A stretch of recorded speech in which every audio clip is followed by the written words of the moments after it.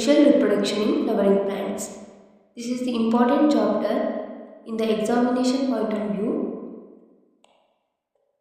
Now I am explaining the lines of NCERT of the biology of sexual reproduction in flowering plants. In this chapter we will going to learn about the flower, a fascinating organ of angiosperms, pre-fertilization, structures and events, double fertilization, post-fertilization, structures and events, apomixis and polyembryo. These are the topics that we are going to learn in this chapter. Are we not lucky that plants reproduce sexually?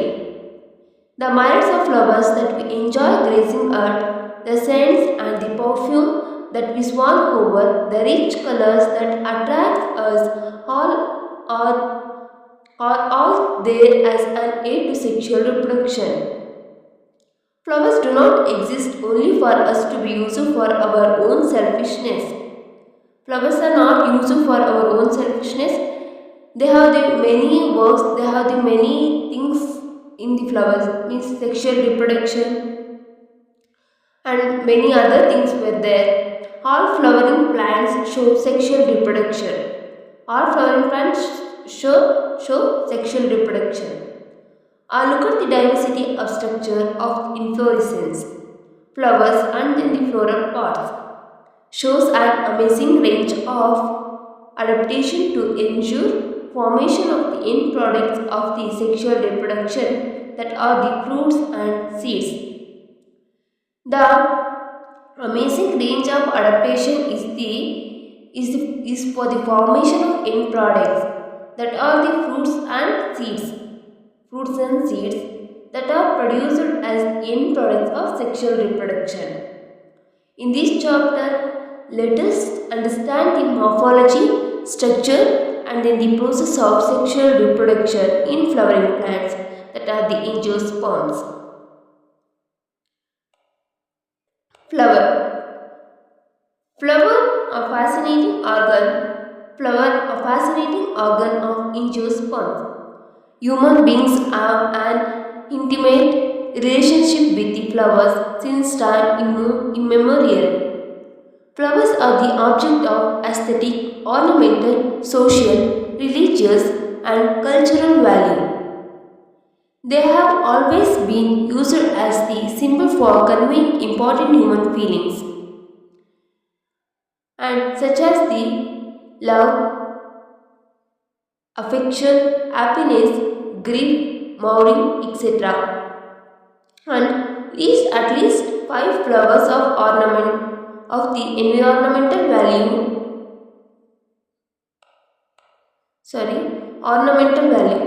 They have been always used as a symbol for conveying important feelings, human feelings such as the love, affection, happiness, grief, mourning, etc.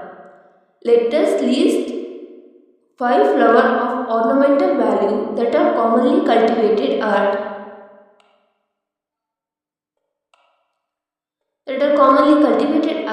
home and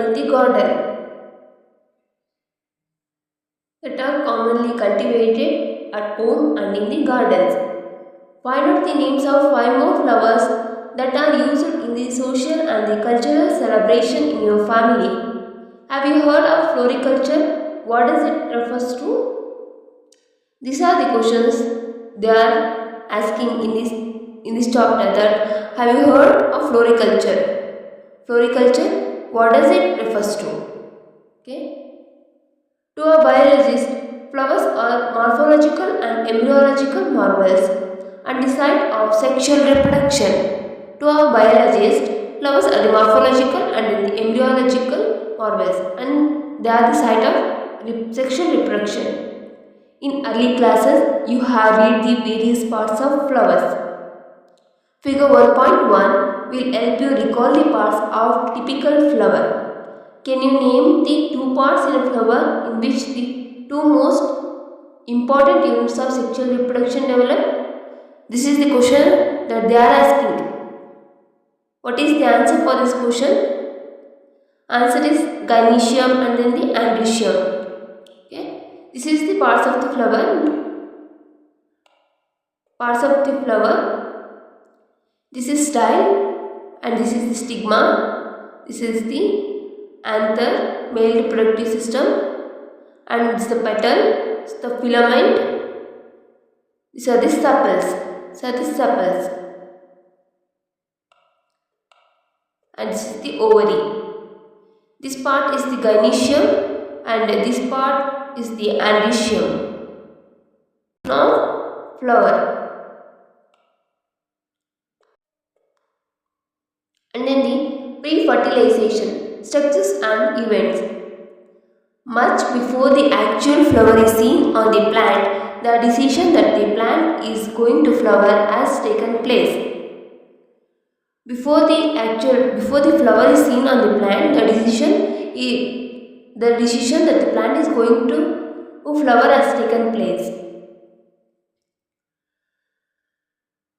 Several hormonal and structural changes are initiated, which leads to the differentiation and further development of the floral primordium. Several hormones and the structural changes are initiated, which leads to the differentiation and then the development of the floral primordium.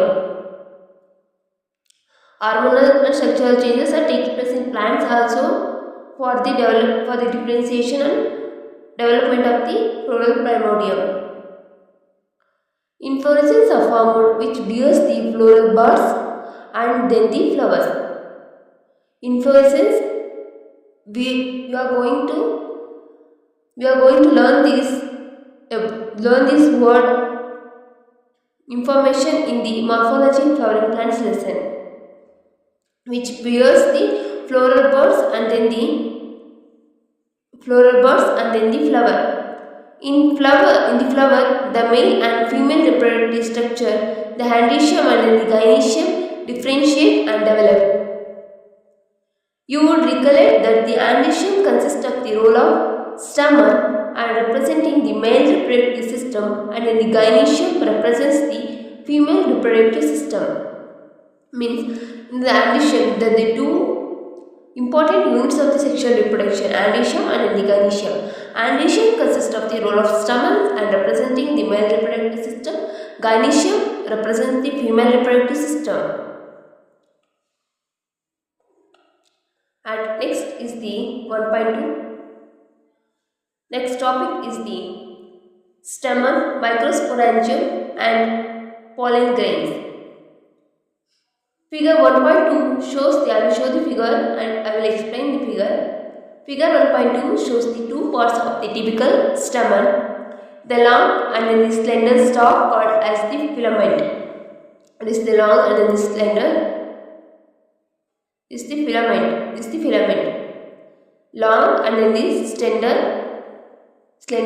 stalk called as the filament. And the terminal generally bilobed structure called as the anther. This is the anther, terminal generally bilobed structure.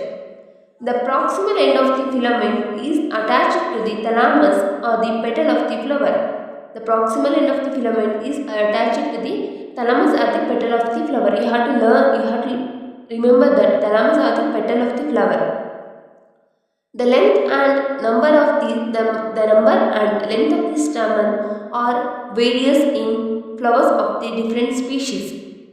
Means the length and the numbers and length of the stamens are various in different species. Means in one plants it has more stamens. In some plants it has a few stamens were present. If you were to collect the stamens each from 10 flowers, each from different species, and arrange them on the slide, you would able to appreciate the large variation in the size seen in nature. Okay, they are giving the task for you in this chapter that if you want, you can collect the stamens of the 10 flowers or 10 flowers to be from different species and arrange them on the slide, and you would appreciate the large variation in size seen in the nature. Careful observation of each stamen under the dissecting microscope and making neat diagrams would elucidate elucidate the range in shape and structure of the anther in different flowers.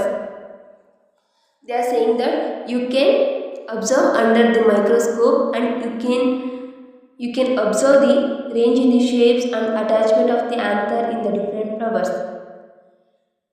This experiment will be conducted in your lab in the second PU. The typical angiosperm anther is bilobed. With each anther, with each lobe having the two theca, they are the dithecous.